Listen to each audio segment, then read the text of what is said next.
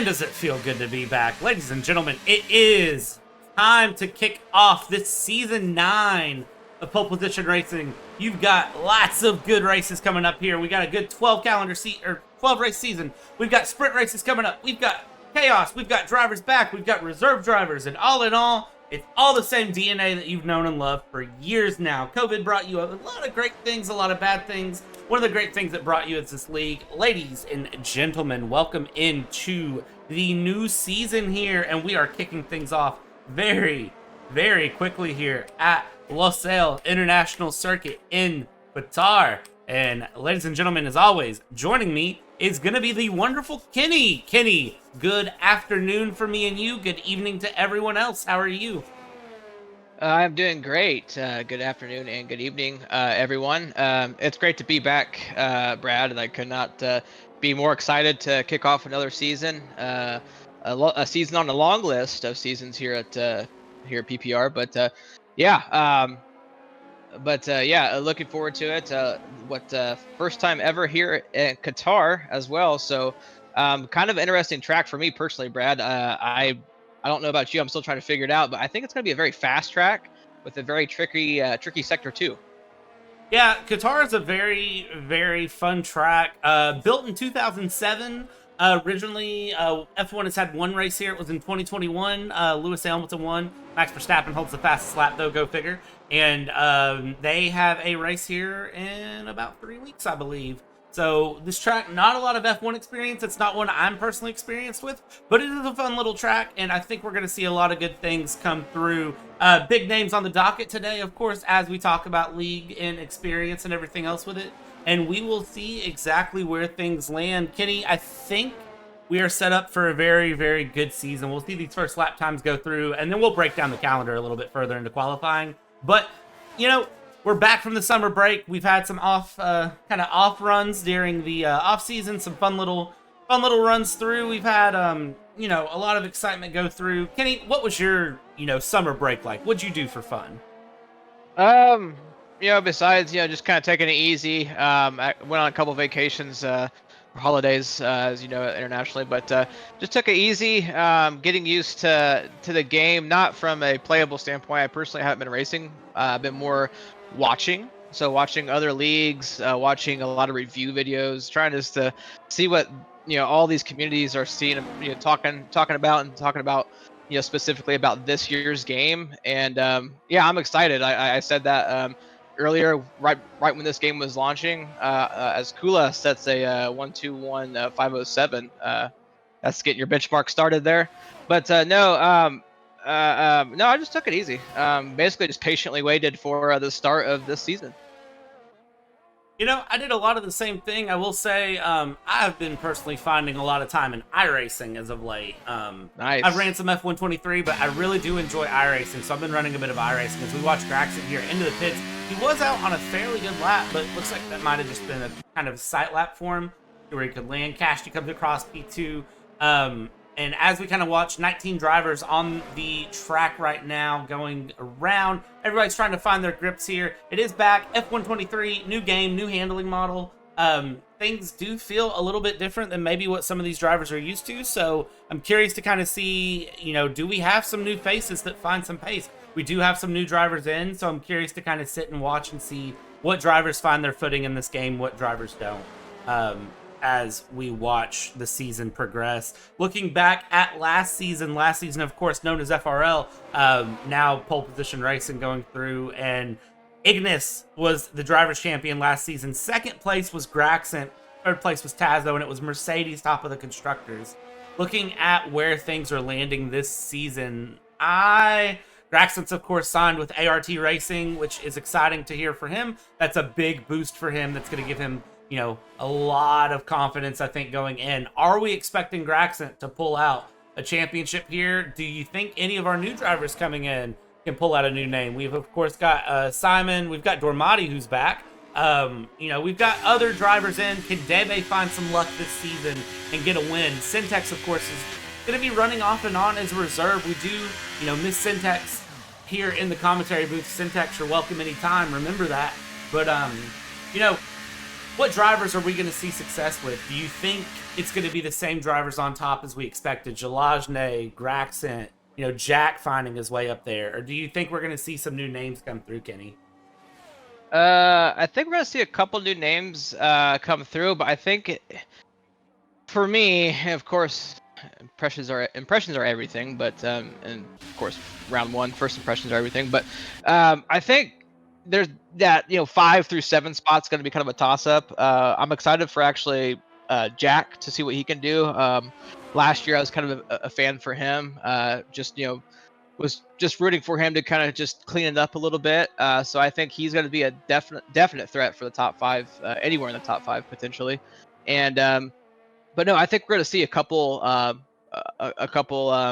maybe game changers. I don't know about top competitors in terms of that threat for the championship, but I'm going to call them game changers for this season. That's what I'm calling them.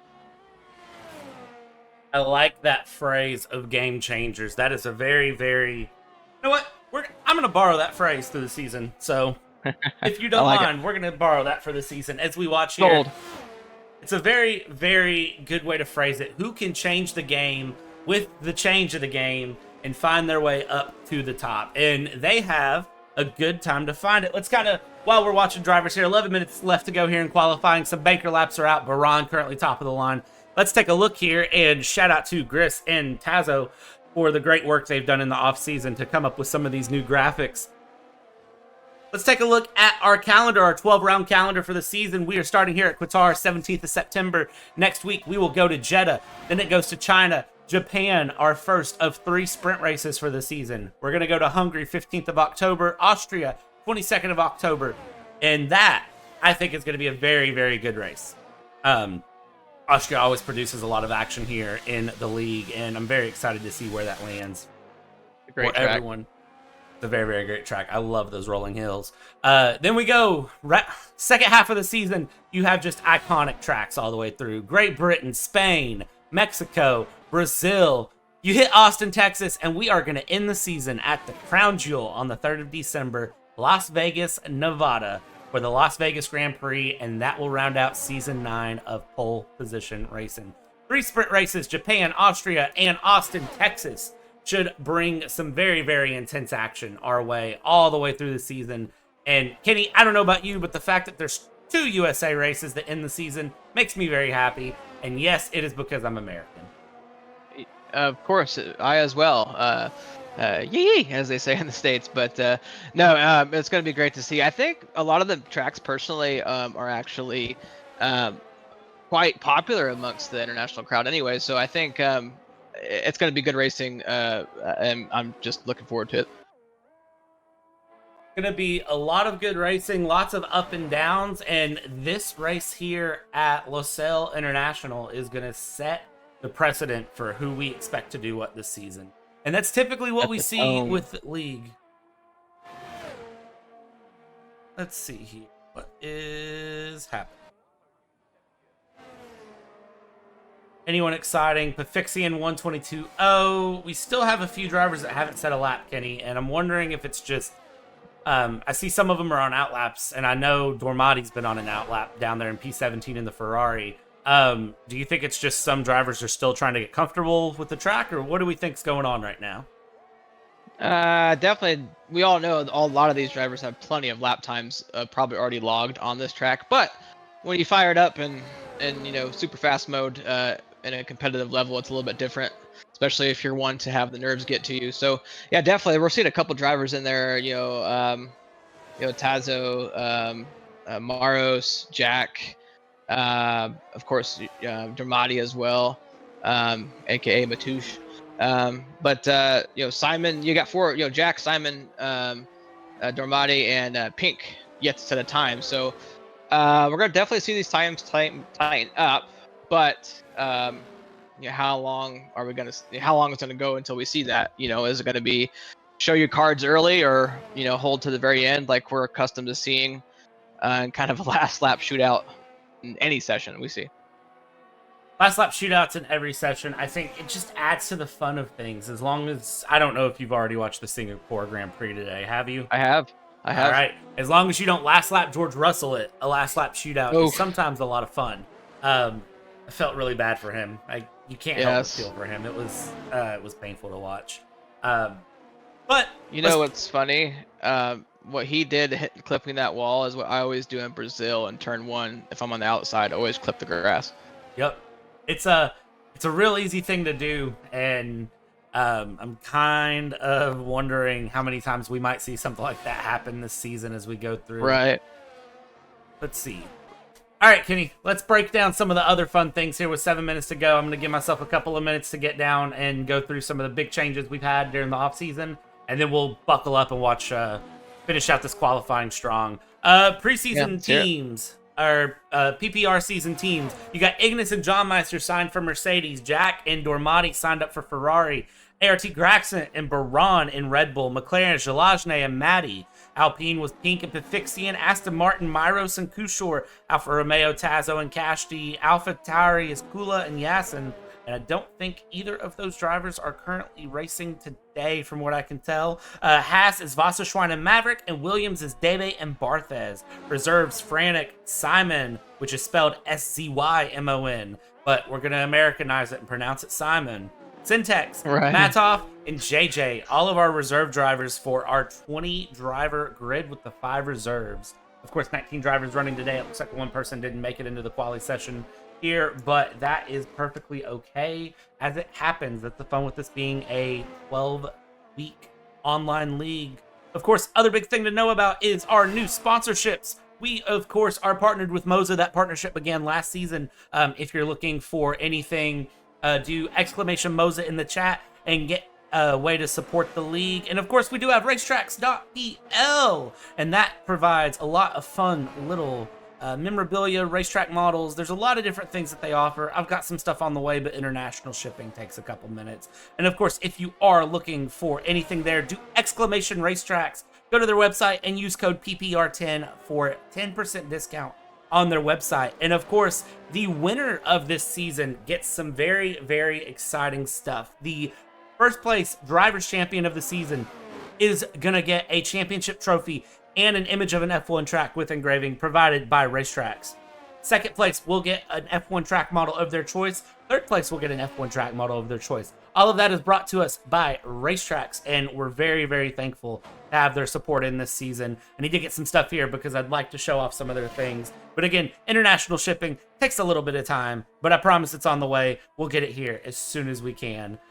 Kenny, the partnerships are going to be big and monumental and help us out. It is, of course, September in Twitchland, so if you are interested in also supporting the league there, feel free to sub on Twitch. You can come support us on the Discord server directly, exclamation Discord in the chat, exclamation YouTube to sub to YouTube, all of the fun things, and it always helps the league out, helps us grow, helps us continue.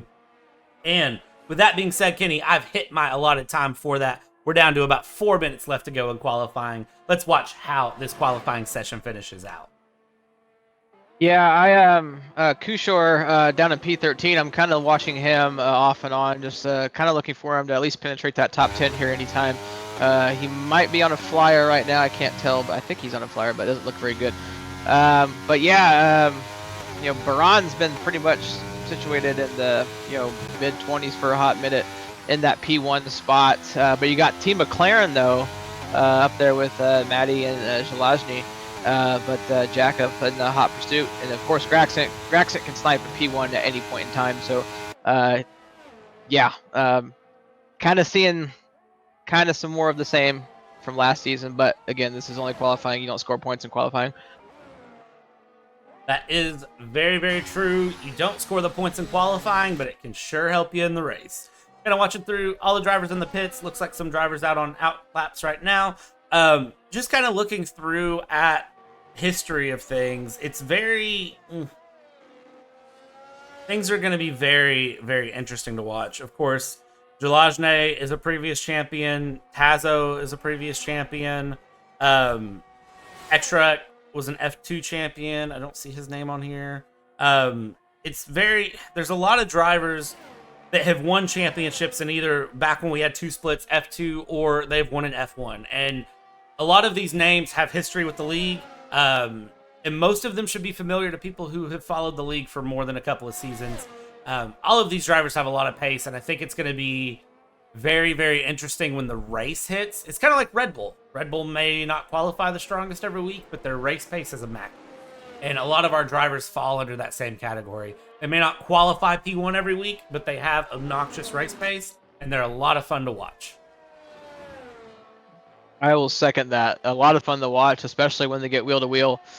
I will say, a lot of these drivers, you know, historically, when they get into some trouble, it's not really catastrophic per se, and they are very apologetic. You don't see a lot of hooping and hollering, as we call it in the States, in the chats, but it is always exciting when these guys go wheel to wheel and slug it out. But yeah, just under 2 minutes, a minute and 3/4 left to go. Caution, Sector 3. Looks like we've got a group of slow cars going into Sector 3 here, it looks like. But Brad, who do you got? I think Red Bull, McLaren, just based on this qualifying session, very, very strong teams to watch for the season. I'm kind of watching here with Graxon. We'll watch Graxon take his final lap, and you've got McLaren there in front of him, I believe, of Jalajne, who is trying to get a little bit of space. And in front of him is, of course, going to be nobody, because that car went into the pit. So we'll kind of watch Jalajne, Graxon, these two drivers go through on their final push lap. We'll ride on board with Jalajne here. B braking into turn 1 here. Hard right-hander. This is, of course, 10 to the right, 6 to the left for a clockwise circuit. Come through turn 2, left-hander here. Kind of hold on to it. Run it a bit onto the curbs. Hold the curbs. You're going to hold the right side. You think you want to apex it, but you don't. Again, late braking there. Maybe just a flat little downshift. And then here, as much as you can, but don't get too greedy like Jalajne. They are onto the curbs, and that is going to run out Jalajne's qualifying attempt there. Best Jalajne can have at this point is going to be P3. Let's ride with Graxon. Graxon was right behind him for that. And now Graxon is going to take us through the rest of this lap. Right-hander to turn 7. Again, hold that apex. Left-hander turn 8. You're going to stay on the left curbs here. Sweep it back over to the right. Flat. This track is deceptively fast.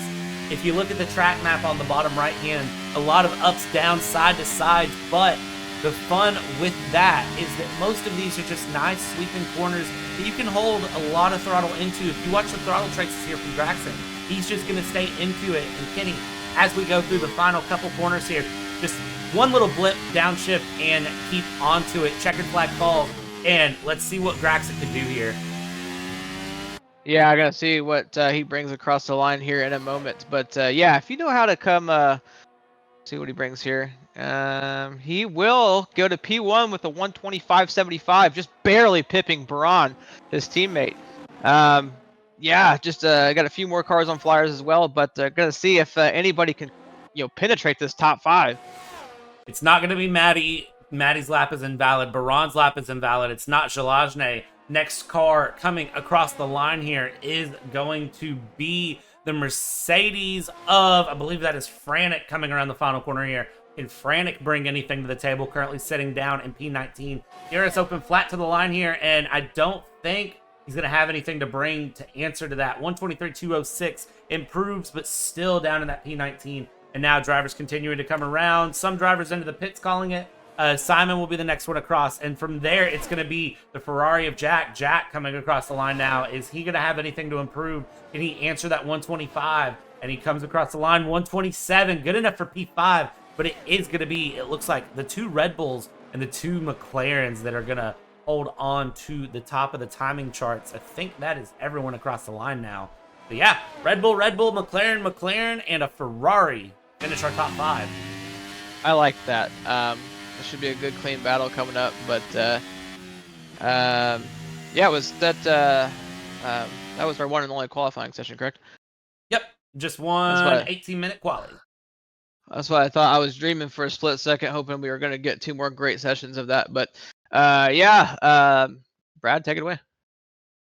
So, with the first qualifying session of the season down, ART Graxon finds his way up on the top with a 125.75, besting his teammate Baran by 100th of a second. Not too far behind there by 300ths of a second. It's Maddie and Jalajne. The 2 McLarens, the top 4 separated by less than 2/10. Top 5 by less than 2/10. From there, Kashti, Debe, Kula, Dormati, Wasserschwein round out the top 10. Ladies and gentlemen, stick with us. We've got a lobby restart to go, and then we will be right back.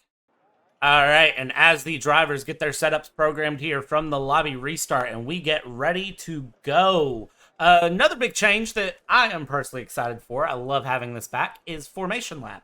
We are back to having a Formation Lap, and Kenny, I can't explain how happy it makes me.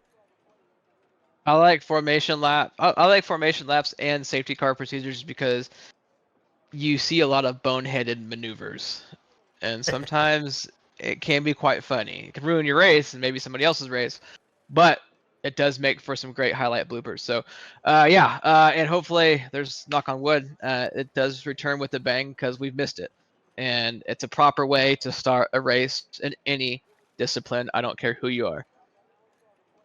It's so much fun to just sit and watch and see how drivers take their formation lap, kind of watch them breathe, get in the zone, especially with the lobby restarts, and then things get just pure chaos from there. And I love Your it. tires, all that fun stuff. Absolutely. So don't be alarmed. I know everyone got used to 5 red lights and we are underway right off the bat. This is indeed a formation lap. And let's talk about race strategies powered by AWS as we look at the tires. Hard and medium for the entire grid, and that is about what we expect. Hard to medium or medium to hard. The preferred race strategy, so say AWS. And as we watch here, Graxon leads the field around for this formation lap. He's wasting no time. A little bit of graphic issues. I'm sorry about that. Little bit of stuttering. I'm not sure exactly what's happening there, why that's like that. I think that's more of a this circuit issue, to be honest with you. But as we go through here and everyone runs around, what, Kenny, is going to be the key to victory today? We don't plow anybody in the back on lap 1 because we all know you can lose your race, can't win it on lap 1. But I think you'll see a healthy mix, almost a 50-50 split between hard and medium compound tires. It's gonna be interesting to see kind of once we get to that first pit stop window. But yeah, it's gonna be quite spicy for those top guys. You're gonna see a lot of tight gaps, just like we saw last year. We saw a lot of just guys just riding right on the diffuser of each other. And I think we're going to see plenty of the same. It's going to be a very, very fun thing to watch. Noda, the legend in the chat, says, come on, GOAT Barthez. Barthez. Might not have been what the GOAT Barthez wanted to do there, being disqualified from the formation lap, which pops you to the grid, and then you just have to sit on the grid and wait. Not a very, very fun thing to do, and that neutralizes your tire temps too, I think. It does. It makes the start a little bit harder. But as we see Red Bull on McLaren, our top 4 coming around here on to the grid, and we'll see where they find themselves as everyone else forms up and sets up in their box. Graxon will have the pole position for the first time. Our motto, start in pole, finish as a champion. And this is going to be where we see if Graxon can finish as a champion and set his season strong. Everybody grids up here. Left-hand side is going to be where he starts. And from there, it's Ferrari, Alfa Romeo behind, and Jalajne and Maddie both overshooting their grid box. Getting snapped back into place there, but no big deal. That could hurt them. That could hurt them on the start. It really could. And as we see everyone set up, we're going to clear off the HUD here, get things going.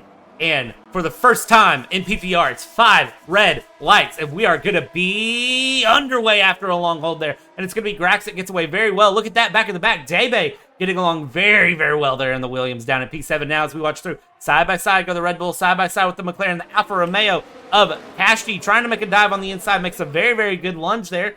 Very, very clean. Means it up and finds himself up into P5 right off the bat. And now as we come through the first sector, everybody trying to hold on. Single file in the mix. You got a little bit of chaos in the midfield. Look at that side-by-side through. That's the other Alfa Romeo of Tazo trying to find a dive up the inside. Not able to hold on to it. Gets a little bit wide there through the right-hander and is able to hold on. And now look at that Ferrari of Dormati making a dive up the inside against Debe. Debe had a very strong start, but has now dropped back into P9, trying to battle there for P9 against Dormati, not able to hold on to it. But when you look back up front, it's Baran passing Graxon, Jalajne, Jack Jalajne battling it out very hard here in the front as they come through the middle sector. Left-hander around, and who is holding on to it here? It is Jack up into P3. Baran, Graxon, P1, P2. Graxon losing out on the lead there early on, but that does not spell detrimental to his race. It's just an early problem. And now as we watch through, it's Jalajne P4, Cashy P5, and that Alfa Romeo finding a bit of pace. And there we go. There is going to be a spin early on. That is going to be Cashy's teammate Tazo. Started strong, now dropping down into the back. BSC has been deployed. And we've only had one lap. Didn't I call that? Didn't I call that? You did call that. You called that off camera. Yeah, you called that. Yeah.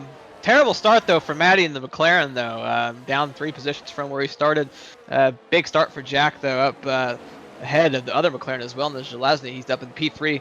Going to be about a second and a half, depending on how this restart goes from the Red Bulls.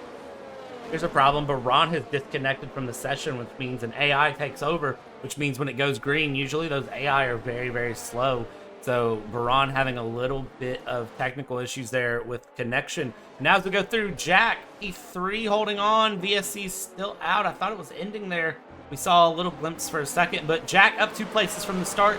Cashy up a place. Jalajne started P4, currently P4. So now it's just a matter of Graxent getting past his teammate here. I believe Baran has reconnected, but I'm really not for sure. Ushore picked up a drive-through penalty, speeding. I think he was speeding into the pit lane. Not a good thing to do there this early on. Jalajne Kashti. This battle right here for P4 is going to be one that we're going to have to watch all the way through because Kashti has some serious pace here at Qatar. And as we watch and see this here, look at this McLaren with an Alfa Romeo sandwich.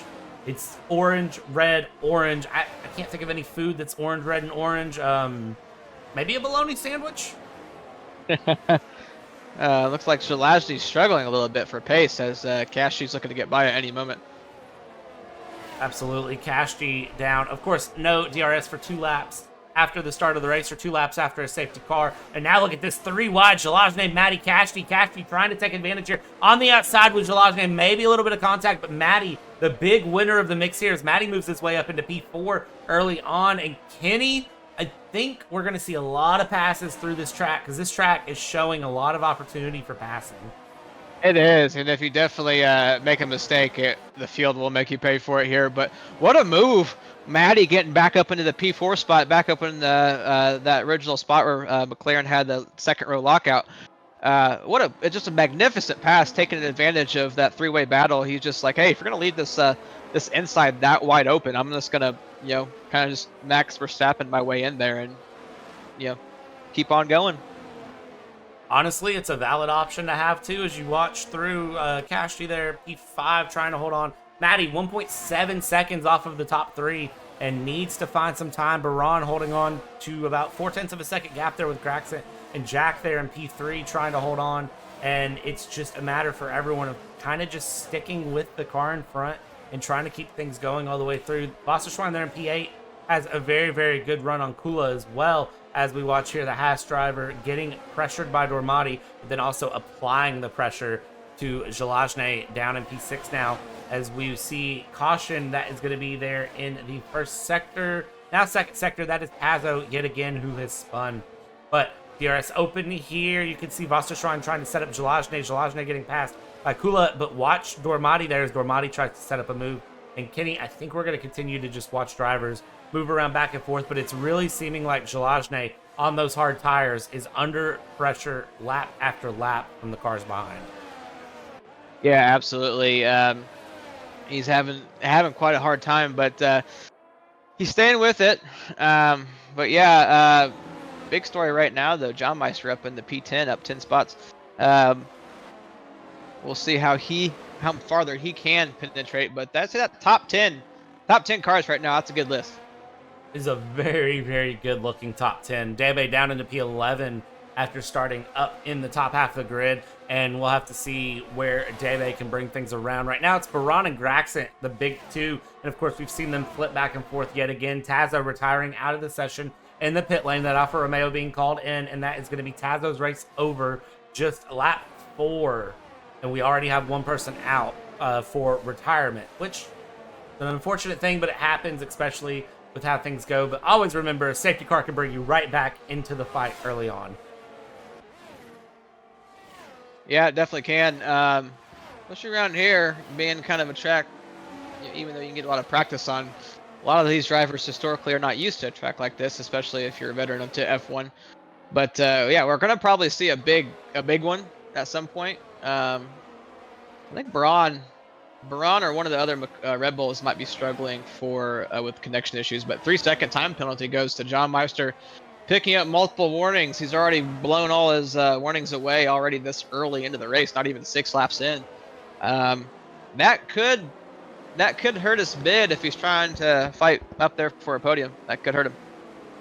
You know, one of the things I was thinking of when I was looking at this track, kind of getting ready for the race today, and I was watching, and I was wondering, you know, with how twisty, curvy, flowing this track is corner cutting going to be an issue? Are we going to see a lot of track limits penalties? And I'm going to go ahead and venture to say we're on lap 5. So yes, look at Wasserschwein up the inside of Dormati here. That's a very, very good move from the Haas driver to find his way up into P8.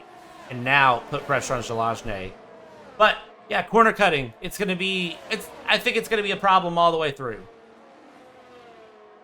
Yeah, especially you're hoping that they got the game coded right with track limits and all this and that, but probably we'll see a decent bit of tickets potentially submitted to the FIA if you know, bigger points are definitely up for grabs if your penalty is gonna come off, or if you can get somebody else assigned a penalty for, you know, taking advantage of track limits. You know, F1 drivers and race car drivers do it all the time in real life, so it's definitely common practice. You know, you're not wrong. You're not wrong a bit. We saw it today in multiple ways. We've seen it at every F1 race and seen it in every race series. You've got to push just enough to try to get things through. I mean, the Austria GP this year is a prime example. I mean, they had to go back and retroactively review the race and come up with like a whole new penalty system because there were so many penalties and track limit things that they didn't, you know, catch. So drivers are going to push. That's the nature of the driver. It's really a case of, can the driver find how hard they can push without going over the edge? And I think so far, we're seeing a pretty good run here. John Meister and Barthez, the 2 drivers with track limit penalties. And at the moment, Baran and Graxit keeping each other busy and honest up front. It's a tight pack. Down all the way throughout the whole entire grid. It's relatively tight, especially, you know, from P5 all the way down to, you know, P13, they farther than that even, P16. So yeah, I mean, this is definitely going to be a track here that you can be exposed on. But right now it's all Red Bull as per usual. Absolutely. I'm kind of keeping my eyes through to watch because I feel like, look at the back half of the grid here, P12 back. Every one of them just flip-flop positions there down the main straight. I don't know how I'm supposed to keep up with that. Every single lap, I keep seeing passes go through, so it's very, very hard to keep up with. So just kind of keep your eyes forward and see where these battles are, because there's battles all the way through the field.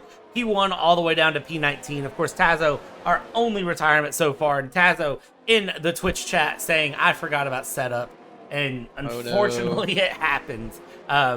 That is one of the natures with the lobby restarts. Your setup doesn't carry over, and sometimes, you know, just that unfortunate error. Good news for Tazo, though, is it's only round 1 of 12, so he's got 11 more races to bring things together and find it, which easy. That's an eternity. Yeah, definitely.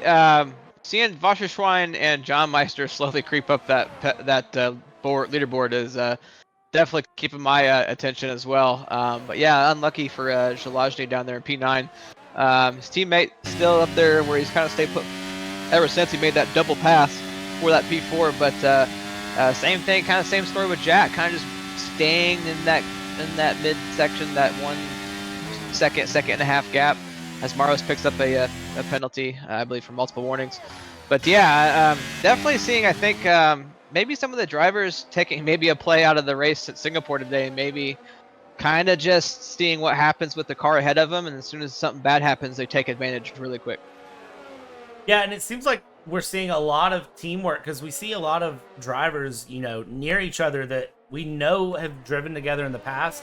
We know are former teammates, even if they're not teammates now. So you're kind of seeing like a Carlos Sainz, Lando Norris thing happening as well with some of these drivers, where they're all trying to pull each other along and keep this grid, this gap together. Because look at this, like John Meister, Wasserschwein holding on to each other very, very well. Kula's in the mix here with Kashti holding on. Like, all of these drivers are very, very tight-knit and staying close to each other and holding that gap. And every single lap, they're like flipping back and forth. It's like Graxent Baron. We watched, Baron down the main straight, just kind of pull out of the slipstream of Graxent. Didn't want to go past Graxent, just wants to hang out and kept DRS. Stayed within half a second, and now they continue down the field. And as we get down towards the main straight again, I feel like we're going to see that again. We're right on board with Baron down this main straight one more time here and see, do they flip-flop positions here? Are they going to hold on? Are there team orders in play? I would love to hear that Red Bull radio and know what their plan is. Yeah, same. Yeah, I was kind of wondering, the dynamic with teams and what the team element was going to be like going into this season, just because there is kind of an uptick, I guess, and kind of that competitive atmosphere, I guess, here with the improvement in the game and the rebranding and all this and that.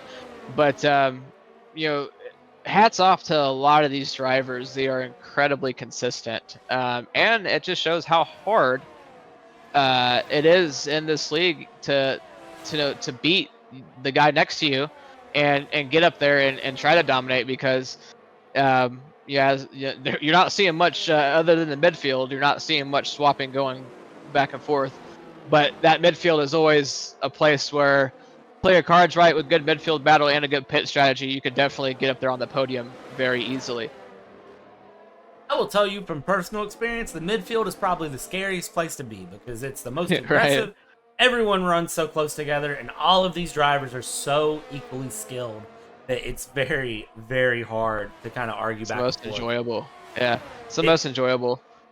It gives such good racing, though, and it makes things so fun for me to watch. And now, as we watch this battle here, this is the battle for P14 we've been watching. We're going to jump back towards the front of the grid again, and once again, Baron there on the right-hand side with Graxent, just giving Graxent the breathing room to go through. But watch this with Kula. Kula trying to close the gap here, 0.6 of a second. Gap's going to get down to about 0.4, 3.5 tenths almost down before they hit the end of the main straight.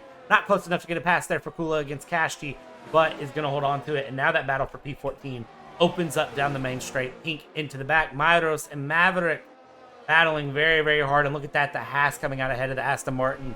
And now they're going to invite the Williams of Barthez into the mix here. Yeah, I think the biggest enemy right now to all these drivers is we don't want to get the mid-race kind of sleepy time, kind of put it in cruise control, because given how consistently tight these gaps are, you're seeing, you could, granted, 2 seconds, 2.5 seconds is a lot to cover in some cases, but it's the consistency you see amongst the whole grid. So I think these drivers are feeling the pressure. Darmati fastest lap, 124 and change. Maverick, another penalty assigned. We're seeing drivers one by one pick up a penalty. It's kind of like a little switchboard going off with the lights, but almost half the field with a penalty. Absolutely. And when you do what Barthez just did there, coming out of the right-hander of turn 15, I believe that was, he was at, if I can do my math right. You're going to pick up track penalties very, very fast. We're starting to hit that point where drivers are going to want to look into pitting, and it's a little early for a pit stop now. It's lap 11 of 29, but for those on the mediums, they might be feeling it at this point because 10 laps on the medium tires for most of these drivers could be at a good point. And as I say that, Pink in that Alpine is into the pits there, onto a set of hard tires to try to finish out this race. He's going to try to shoot for the undercut, and we'll kind of keep our eyes and see how that tire warm-up goes. Leaders, I know, are going to be thinking about pitting here sometime soon. You think we'll see a two-stopper? It's doable. It's not preferred, but given the doable. amount of penalties, I mean, I don't know. If you're a guy with the penalty, a 3-second penalty, trying to get that to come off, I know you gotta try to get an advantage somehow. But I don't know. I'm not really too familiar with the deltas, the difference in deltas in terms of strategies around this track. If you do take that gamble, or who knows, we might see the whole entire field go two-stop. But of course, safety cars will play a big role in that. The only incident really we've had so far is another 3-second penalty goes through Brack, help me out. What's that? Was it P Fishian? Asphyxian.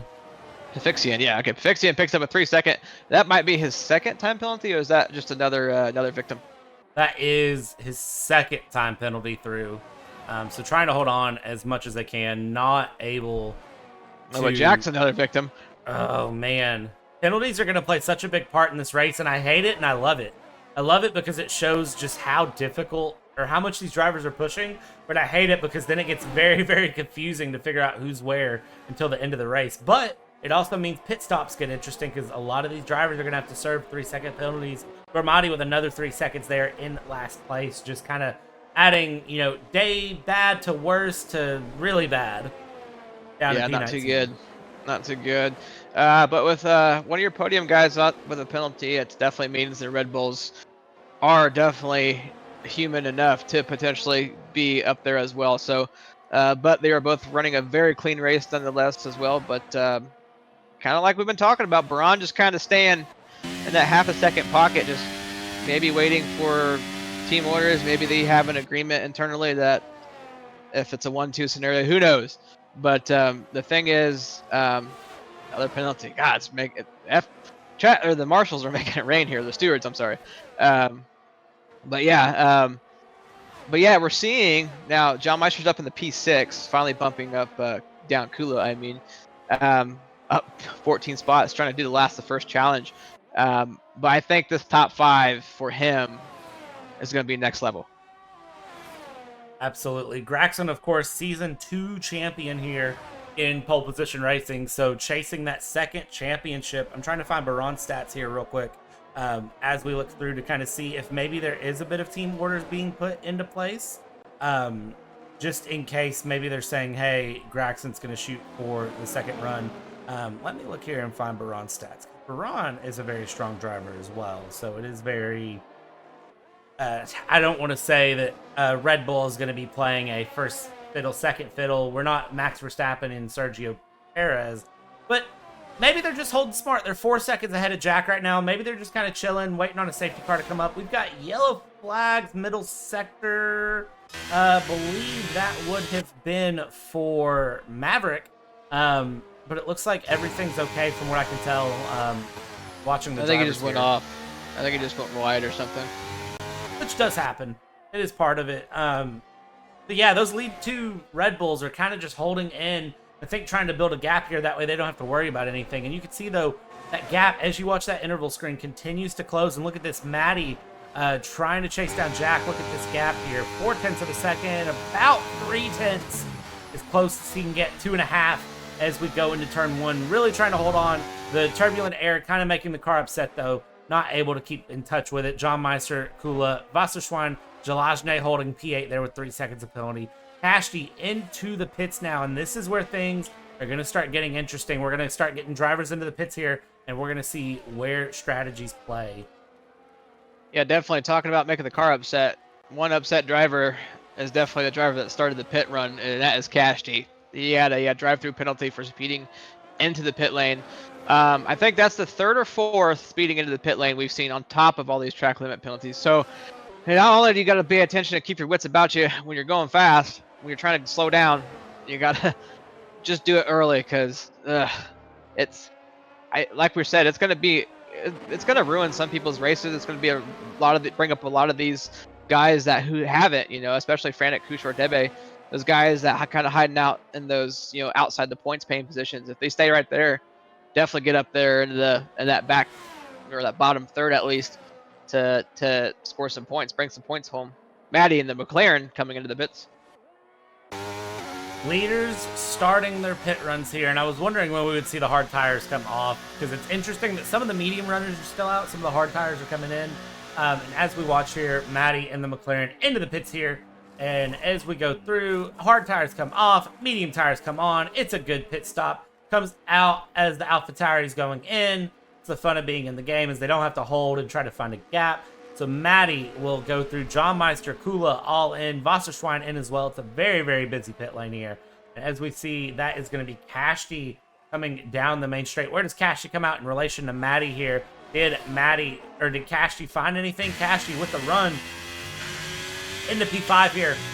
but gonna have a bit of an advantage as Maddie tries to hit that warm-up phase. And I think Maddie may just hold on to P4 here unless Cashy has a little bit more in the bag. But Jack, Graxit, and Baran all still need to pit in, and we'll see. I wonder if they will try to pit this lap as Cashy, purple sector 1 here. So Cashy, a lot of pace showing from that Alfa Romeo, trying to hold on to a top 5 finish here. Yeah, he definitely will have the tire advantage for another lap and a half or so, as he got on that medium set a lap sooner than Maddie. But I'm wondering if these guys that hopped off of the hards early, I wonder if that's kind of telling a story if maybe the hard tire just isn't that good in terms of where you need it to be, and it's kind of like, hey, they're starting to fall off too much for given the pace needs of this race. Is it kind of just get onto the softer compound as soon as possible, that type of scenario. That's kind of where I'm taking it, is that it is a degree of that. And watch this, Cashy down the inside, Maddie side by side down the main straight. As they hit turn 1, Cashy will clear Maddie, slot back in. Baran and Graxit flip positions again here. So I think they're trying to plan pit stop strategies at the moment. We see more people into the pits now with Kushor.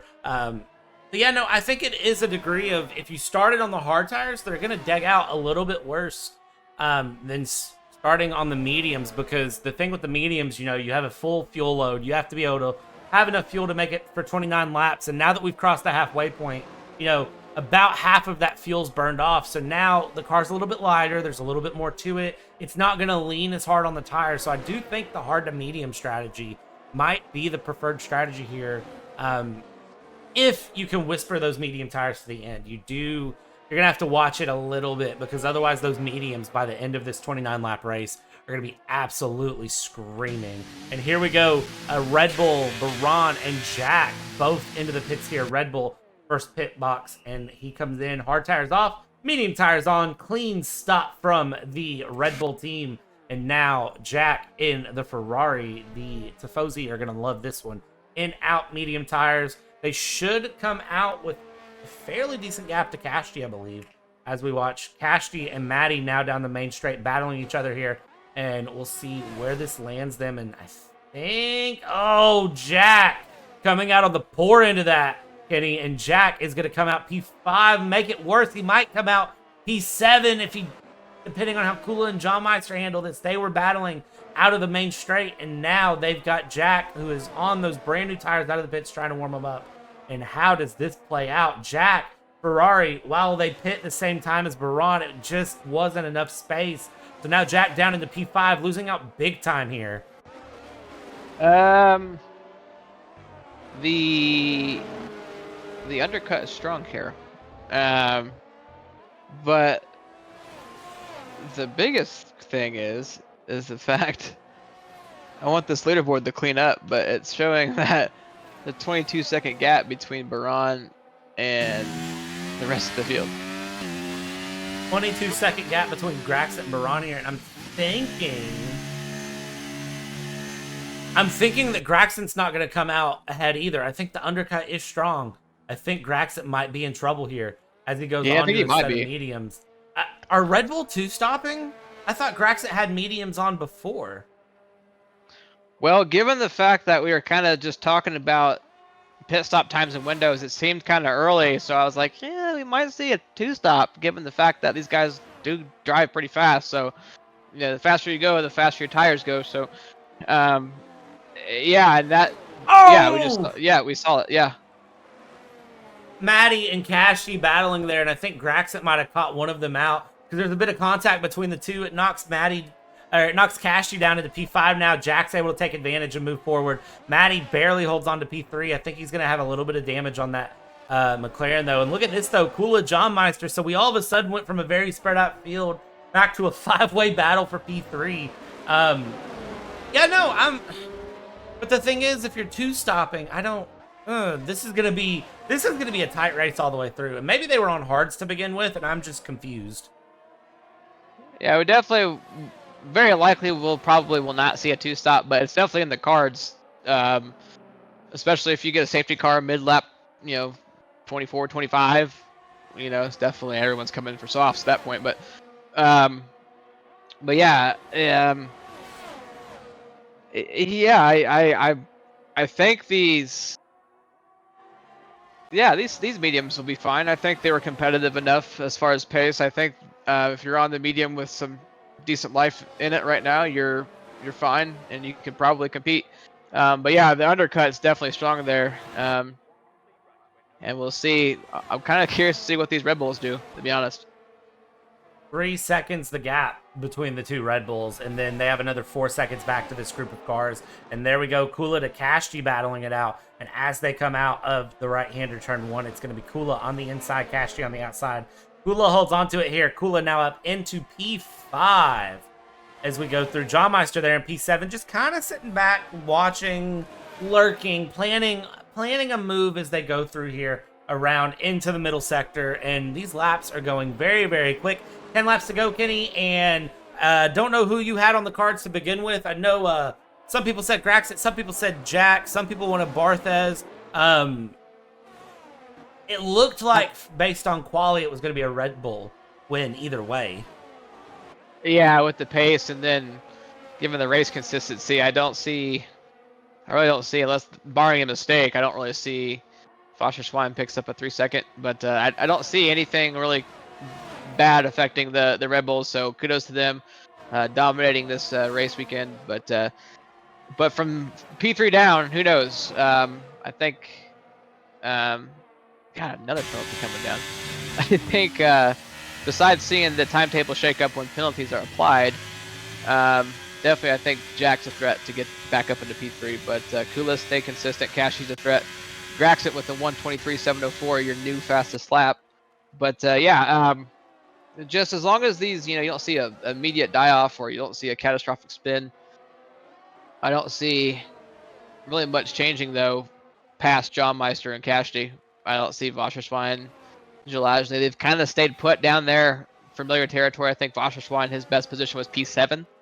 So, yeah, but we'll see what happens. I think it's Red Bull against everybody else, though, no doubt. Absolutely. I'm kind of looking at the penalties, too, because look at this.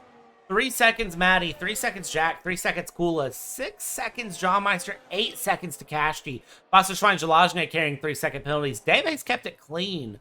Maverick 3 seconds. And I'm kind of looking through the field, 15 seconds of penalties down to Pifixian there in P19, which is very, very painful to see. But that is the way the cookie crumbles sometimes, unfortunately. That is facts. But anything can happen here. Just over 9 laps to go here, and another for Pifixian. 3 seconds, multiple warnings. For some of these drivers, this track apparently in some spots is proving pretty difficult. I don't know if you're catching where these guys are picking up the penalties at spot-wise, Brad, but yeah, just riding around these top 3, some great aerial views. But I don't know where you're seeing them, but people are consistently picking up penalties.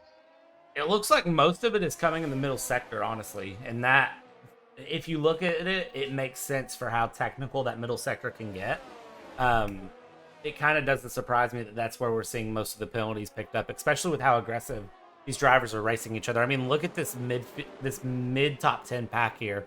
Maddie, Jack, Kula, John Meister, Kashti. These 5 drivers are all over each other as you watch. I mean, but John Meister up 14 places from the start. Kula up 3 places. Maddie started P3, currently trying to set P3. Jalajny down at P9 has lost 5 places since the start of the race. So, I mean, these drivers are really keeping each other honest, and it really is just a matter of what driver is going to make the error first. All of these drivers except John Meister on the medium tires. So it is very, very much a battle of who blinks first, who makes the error first. It really is a case of that. Right. But yeah, I think it's definitely like we were saying, that middle sector. I think it's really those turns 8 through 13, really, especially probably 12 through 13, probably catching a lot of people out. Maverick, another 3-second time penalty. But yeah, this battle for P3 is definitely heating up, getting a little bit of a 4 or 5 car train. going in the DRS department. But yeah, hats out to Debe though. P10 though, penalty free at the moment. Just kind of chilling. Yeah, if Debe can hold on to it, Debe will find himself in the P9 by the time things are said and done, with Jalajne carrying those penalties. May even find himself higher than that, depending on how others do. Well, the safety car gets deployed. That changes everything. You're not wrong. I wouldn't mind a late race safety car just to mix things up. I'll tell you who does not want that late race safety car. Those two Red Bulls up front, specifically Graxent. I've been watching that gap between Graxent and Baron. And Graxent with the ART racing team has been slowly closing the gap to his teammate. It started out at over 3 seconds, almost 4 seconds. Now it sits about 1.6. So we're starting to see little by little those gaps close up here with just 7 laps to go here in this race, and continuing to kind of watch on this P3 battle. Maddie really trying to hold everyone behind. Yeah, I wonder what's going through his head at the moment, as he knows he's not getting any better than that, barring a safety car, of course. But you know, with Maddie, Jack, and Kula pretty much on neutral terms, it's pretty much anybody's ball game for that P3 spot. So, you know, we'll see what happens. See, what gets interesting with this P3 through 7 group is that now that Maddie has such a big gap to Graxon ahead, Maddie really is the cork in the bottle, but now you've got a DRS train where everyone behind has DRS, but Maddie has so much free air in front that it really does open things up where Maddie doesn't necessarily have to worry about the DRS to a degree, unless the drivers behind can get a very good run out of a corner onto our DRS zone, which is just the main straight. It's just one DRS zone here, so everything else is just all about holding on. As Pafixian retires in the pit lane, that is going to be our second retirement here in this session. So 18 drivers still on the grid going here as we watch P3. It's anyone's guess who wins P3 through P7. It really is a big mix-up. All these drivers very evenly matched. Very evenly matched. But yeah, it's definitely Maddie's corking a bottle. But yeah, it's depending on how the tire model behaves on a worn tire, and depending on how you as a driver have your car set up and how you brake. Being in that clean air definitely will save your front tires. So yeah, he's actually on some of these scenarios pulling out a bit of a gap. Watching him right now, he's pulling a gap out on Jack. So he's definitely not struggling for pace at the moment. So we'll see what happens. But Jack is definitely aggressive in terms of, you know, busting into the old toolbox and, you know, deploying that aggressive move. He's not going to dive on him by any means, but he definitely will punish you if you leave that door open. He's got experience passing, and he's definitely improved a lot over the last, you know, season and a half. So yeah, it's gonna get spicy here. I'm excited, but yeah, I'm kind of disappointed that John Meister has got 6 seconds worth of penalties, because I was rooting for him with the penalty too. As Baran picks up a 3-second penalty. Oh, this changes everything. Our leader, Baran, 3-second penalty. First penalty for Baran, and that means big problems for Baran here. Even if he wins on track, it'll be that 3-second penalty. And that, for Graxent, is music to the Red Bull drivers' ears. The former Season 2 champion. Season 9 now, and Graxent looking for a bit of revenge here, I think. And Graxent really pushing, wanting to get a win. Finished runner-up last season in a very tight battle that went all the way to the final race. It's going to be a very close battle all the way through, but I think that Graxent may just hang back a little bit now. Doesn't have to push, doesn't have to win it on track. And I think Graxent's aware of that, and Graxent may just kind of hang out. Yeah, I definitely would if I were him. He's made it this far without a penalty. Definitely doesn't want. Yeah, I don't know where he's at warning wise, but you definitely do not want to overstep your boundary at this point and basically knock off that easy P1. But yeah, if he keeps it within 3 seconds, that's your net race winner at the moment. But I'm still stuck on this midfield train. Midfield train that has been a very colorful little train here for a little bit, with the lead car being Maddie and then the caboose being Kashti. It's for these drivers, it's literally just a matter of which one of them is going to make the move, which one of them is going to make a mistake. Is Maddie going to fall to the pressure, or what's going to happen here that's going to cause them to, shuffle this order? Because as of right now, everyone's just kind of holding place. Well, yes, and that really at the moment, barring any other penalties, the best Kashti and or not Kashti, well, Kashti and John Meister. Sector 3 yellow looks like, I don't know if a car has spun, doesn't look like it, but the thing is, John Meister and Kashti can really only spoil Maddie, Jack, and Kula's race. Even though they are right there on track, they're not going to be there at the end in terms of that podium spot or a threat for it. So Pink has left the session. Done, and he's out. He's not satisfied with his day. Unlucky. Both Alpine cars actually scrubbed. Very, very unfortunate for Alpine there. As we see Dormati getting out of the way of the two Red Bulls. The two Red Bulls officially starting their car lapping moments. So yeah, it feels like we're back to watching real life F1 here, even though it is just virtual cars going around. Baran and Graxent kind of relaxing. Graxent just keeping that 1.5 gap roughly to Baran, just kind of holding on. I think Graxent may try to close it up here with 3 laps to go and really try to go for the win. Everyone but Graxent and Kushor has some sort of time penalty, as we have another sector caution, and Dormati just absolutely not finding the traction at all through. Looks like on soft tires, and those soft tires are cooked. Definitely. Soft tires were never going to be a long play here, really ever. But hats off to Graxent. I think he's going to finish up today as we're caution sector 3. A lot of sector 3 yellows being thrown up the last couple laps. Jack staying right there with it. We're starting to see Kula had a thought on Jack, but he's going to hold serve for the moment. But yeah, we're definitely seeing this midfield heat up. Dormati out as well. It looks like car issues for Dormati. A couple of spins there we saw through that last lap, and then Dormati being called into the pits while his teammate Jack currently running P4, but you can see the pressure building from Kula. Yellow flag sector 1. It looks like that is the AI putting the Ferrari back out on track after the Ferrari retired. I'm very confused as to what I'm seeing.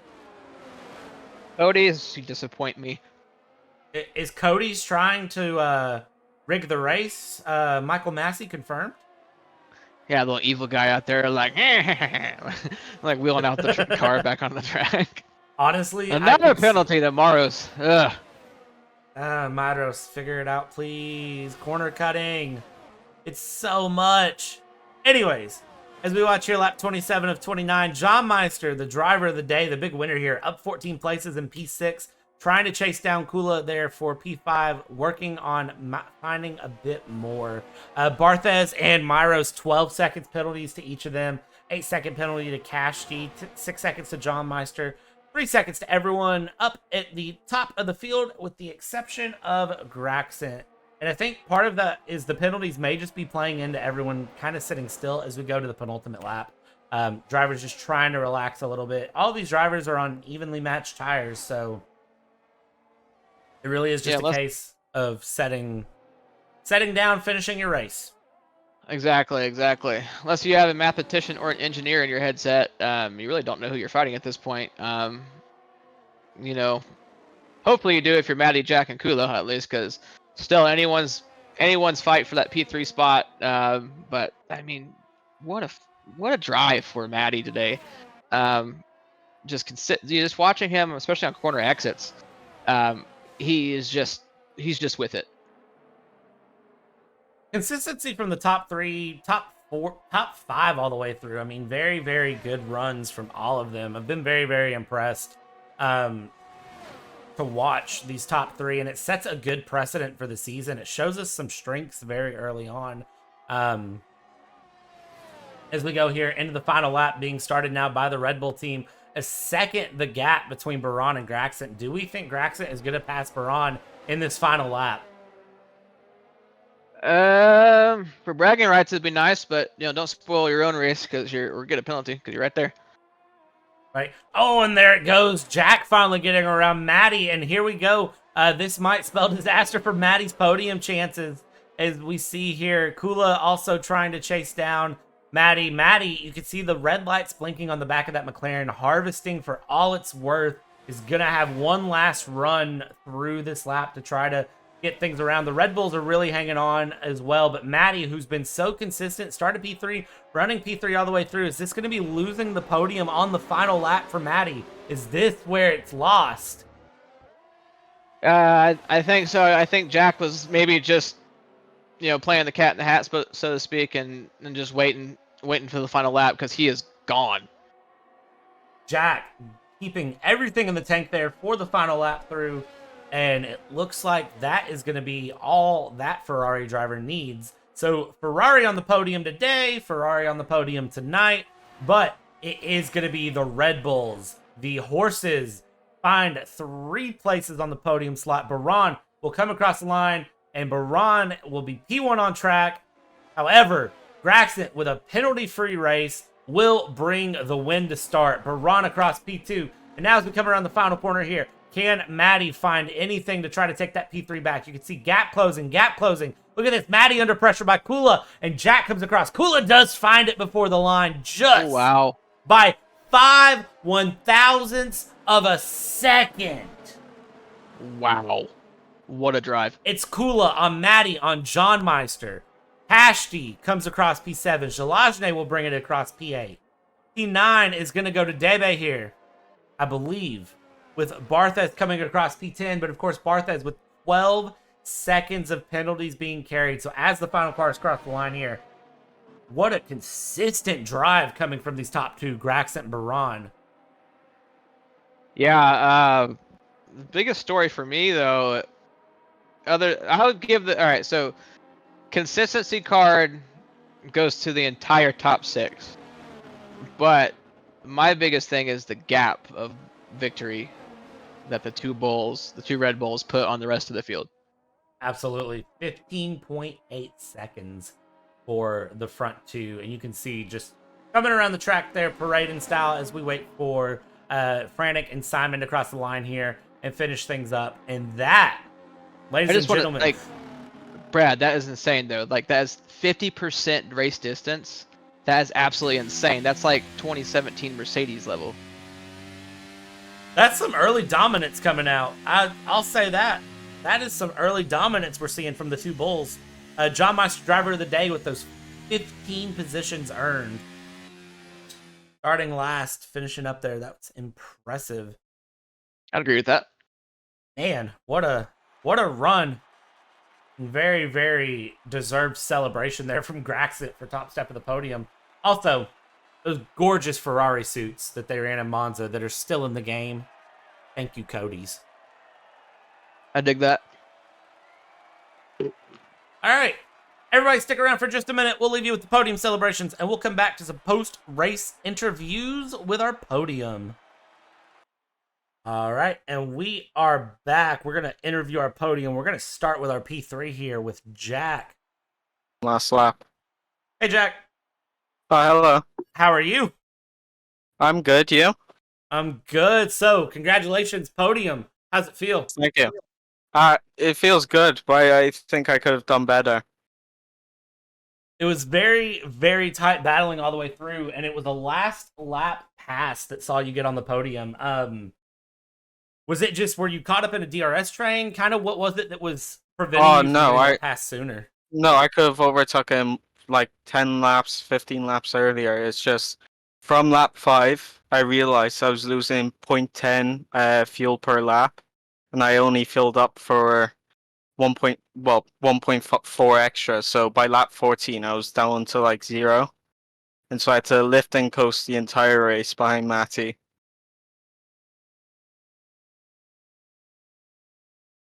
Very, very good run through.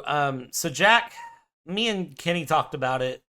This track kind of reminds us of Austria a lot because there were a lot of track penalties. Yeah. How much practice did you do before this race? I did more practice than I did last season. Yeah, because I want to challenge this season. So yeah, but I would reckon I spent like 10, 15 hours on the track. Nice. Kenny, questions? No, I'm good. Heck of a race. Thank you. Congrats, Jack, on the podium. I will let you go back to your celebrations here. All right, thank you. You're I welcome. hope you guys have a nice week. You too. We'll see you next All right. week at Saudi Arabia. Cheers, buddy. I'll see you next week. Ta-ra. All right, Kenny. Next driver. You ready? Do it. All right, let's pull Baran, our P2 finisher. Hey, Baran, how are you? I'm fine. It was a very tough race. I'm sweating. Red Bull Dominance, I think is going to be the name of this round one here. You and Graxon, I saw a lot of back and forth early on before the first pit stop, where it looked like you'd have DRS but pull out of slipstream to not pass. Was that planned, or kind of what was the strategy going in? Did you all plan on being up front and doing that? Yeah, we started exercising a lot in the beginning, and then I tested some fuel strategies and some tire strategies, and then when Jack was really close behind us, we tried to pull each other to get out of his DRS so we can just go away and just relax and focus on the race itself. So I didn't want to overtake Greg, so because we were just teaming up there. So if you hadn't have gotten that penalty, were you all going to hold the 1-2 how it was, or were you all just going to kind of open it up and be free to race? What was the strategy there? Yeah, we were talking about it when we were racing, and we said, like, let's just race, but let's keep it clean. And then I got a stupid penalty because I was looking at my map and then went off the racing. It was I will tell you from my seat, it was enjoyable to watch. It was really cool to see the domination pulled out over 15 seconds to win there. And I know you couldn't see it behind you, but the battle for P3 was really, really hard. P3 through P7 were all separated by like less than 2 seconds.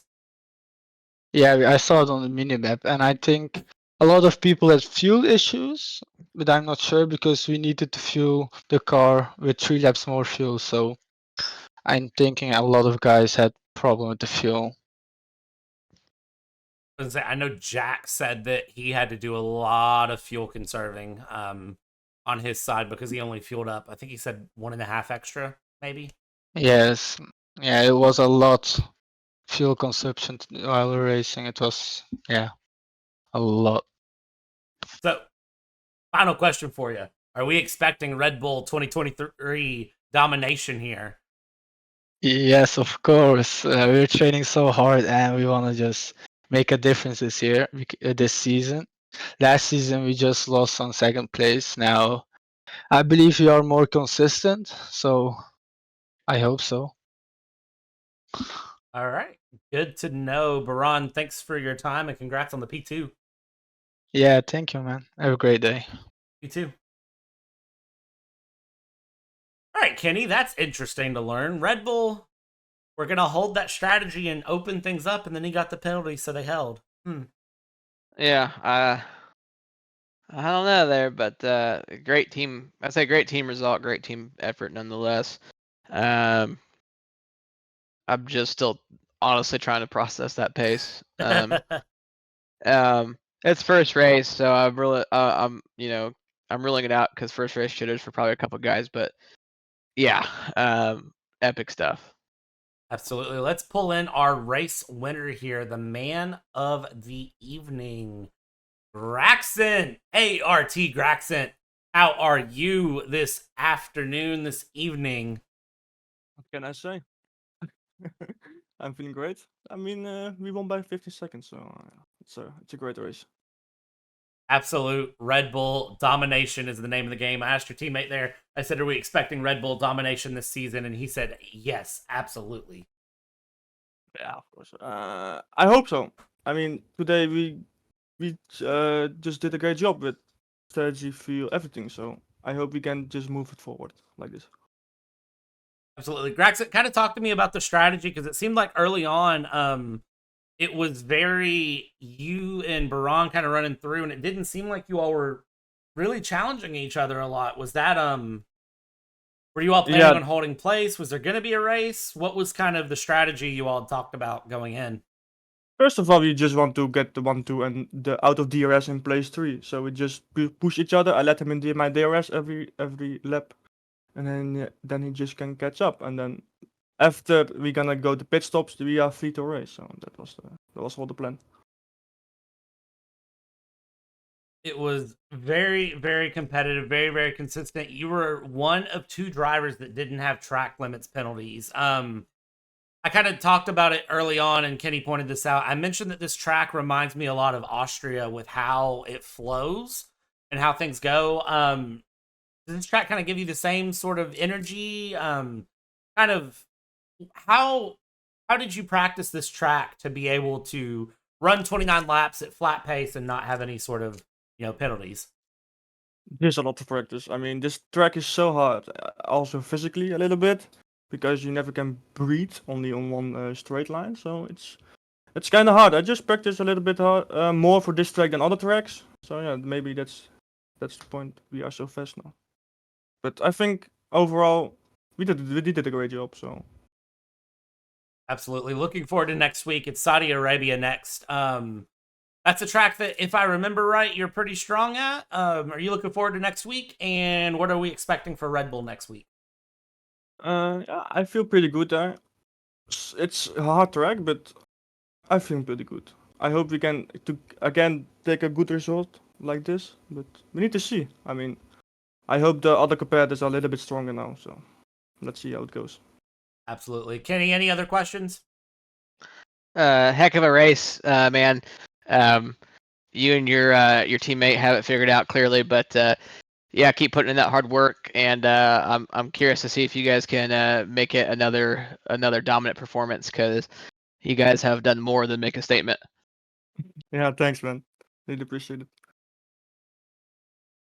Absolutely. And that, ladies and gentlemen, is your race winner, Graxent. So, Kenny, kind of looking at things from there. I've got the schedule pulled up, and I already see F1 reports here. I see something marked, and we'll kind of break down midweek. We may do a little stream midweek and kind of break down some of the reports, talk about what's happened, kind of look at Stewart's decisions, see how the grid mixes up, because of course things will mix up somewhere with how things go, and that is the fun with the post-race stewarding. They kind of have a little bit of fun, and oh man, Kula just posted a photo of that point, or Maddie just posted a photo of that 0.005 seconds between the McLaren and the AlphaTauri.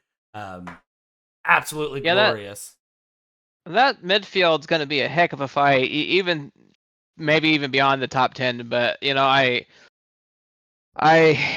as a driver and a like if I'm team principal speak, I guess. I love the domination that we saw, and I love that qualifying we saw 2 teams locking out both the front 2 rows, both McLaren and Red Bull. So I hope we see more team play amongst the rest of the grid. But just like we've seen last season, a lot of those guys have come back. They seem to have picked up right where they left off in terms of their personal training regimens and all this and that. And I will say, Brad, and you might agree with me here, the pace that I see out of this definitely the top 6, I would argue that that's hugging the level of commitment in terms of, if you want to improve, you've got to think like kind of like an esports driver, or like an actual driver in real life, where you have to value the incremental gains, because they're clearly consistent. So you have to go out there and you have to see, hey, where can I get these gains? Because you're going to be able to find them because they're consistent enough. So I don't know, what are your thoughts on that? Yeah, it really, you see the separation, and you see the difference in those drivers that are willing to commit the time to do the practice. And even though this is a fun Sunday league, you see a lot of serious drivers in this league, and we're seeing a lot of that kind of bleed through. And there's a blur between smaller leagues and esports, because a lot of those esports drivers started in leagues like ours and moved forward, and Absolutely. That's really where you're starting to see that commitment come in. And the league admin, I have to shout them out, because they've done a big step, partnering with racetracks, getting the Moza affiliation, those things moving forward to grow this league and help foster the talent, that can move forward and drive for Williams Esports one day, drive for, Mercedes Esports. Those are the things that, you could see in the future. And it all starts here at leagues like ours. Absolutely. And then also, if you're a race driver in this league, or if you come across this or the stream or any of our podcasts in the future, and if you follow Max Verstappen, he's a big sim racing fan, and even he, beyond F1 and all this and that, he sees a bright future in sim racing. I kind of view this. I'm old enough to remember original Gran Turismo and the hype that sim racing had when Gran Turismo first came out. You had, I think, some of the first F1 games. I think NASCAR had a really cool game out in the States that was really cool. But this is back in like the early 2000s. And sim racing's in a bit of a resurgence because not only do you have gaming titles taking that next step up, but you're seeing this advanced level of hardware and gear coming out and available, and it's available at a much lower price than it's ever been. And like you said, shout out to this league's admin and their partnership, willing to at least get their foot in the door with a big name like Moza, because I think they're going to be a brand that's going to definitely ruffle the feathers over at names like Fanatec, and it's going to be something that can definitely benefit a lot of drivers here. But what a start to this season! What a kind of reshaping this has taken forth a little bit, but also at the same time, nothing's really too changed in terms of on track action with the drivers. I mean, they're right where they are in terms of what we left them at last season, and I know I've said this 1,000 times today. I'm super excited to see what next round brings and what the season brings. The good news is there's 11 more weeks of action coming. The bad news is you've got to wait 7 days for round 2. Ladies and gentlemen, this is going to be where we end off everything for this week. I kind of leaked it. Didn't mean to leak it, but now I've leaked it. Midweek podcast, we'll talk about race results. We'll look at some highlights from the stream. And we'll kind of, do a casual little sit-down conversation about the league, about results, about, midweek checkup, and kind of preview the next race. But until that comes out, my name's Brad. On behalf of myself and Kenny, it has been good to see you, and we will see you next week. Welcome back, y'all. We'll see you next week.